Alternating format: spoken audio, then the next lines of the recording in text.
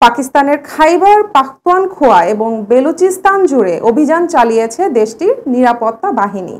এতে নিরাপত্তা বাহিনীর 4 সদস্য সহ 16 জন নিহত হয়েছে বলে পাকিস্তানের মিডিয়া উইংয়ের পক্ষ থেকে বলা হয়েছে।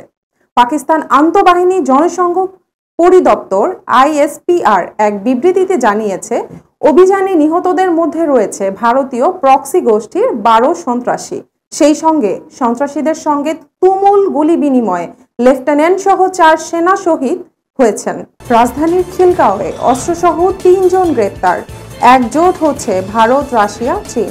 পাকিস্তানের নিরাপত্তা বাহিনী সন্ত্রাসী তুমুল গোলাগুলি লেফটেন্যান্ট সহ নিহত 16।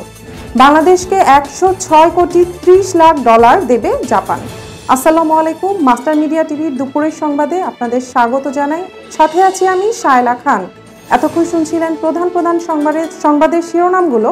এবারে জানাচ্ছি বিস্তারিত। রাজধানীর খিলগাঁও থানাধীন নিউ রসুলবাগ আলহাজ গ্রুপের টিনের ঘরের ভেতরে অভিযান পরিচালনা করে তাদের গ্রেপ্তার করে র‍্যাব 3 এর একটি দল। এ সময় তাদের কাছ থেকে একটি বিদেশি পিস্তল, একটি ম্যাগাজিন জব্দ করা হয়েছে। আরও জানাচ্ছেন নাহিদ কামাল। চলতি মাসের শুরুর দিকে রুশ পররাষ্ট্রমন্ত্রী সের্গেই ল্যাভরভ বলেন, ভারত ও চীনের মধ্যে পশ্চিমারা সংঘর্ষ বাঁধানোর চেষ্টা করছে। ল্যাভরভ দাবি করেন, ভারত চীনকে একে অপরের বিরুদ্ধে দাঁড় করানোর চেষ্টা করছে পশ্চিমা বিশ্ব। ডিভাইড অ্যান্ড রুল অঙ্ক কষে এশিয়ার 2 শক্তিশালী দেশের মধ্যে সংঘাত তৈরি করতে তৎপর পশ্চিমের দেশগুলো। আরও দেখুন ডেস্ক রিপোর্টে। বাজেট সহায়তা, রেলপথ উন্নয়ন ও অনুদান হিসেবে বাংলাদেশকে 106 কোটি 30 লাখ মার্কিন ডলার সহায়তা দেবে জাপান। আজ টোকিওতে জাপানের প্রধানমন্ত্রীর কার্যালয়ে প্রধান উপদেষ্টা ডক্টর মোহাম্মদ ইউনুস ও জাপানের প্রধানমন্ত্রী শিগেরু ইশিবার মধ্যকার দ্বিপক্ষীয় বৈঠকে এই আর্থিক সহায়তা অনুমোদন দেয় দেশটি।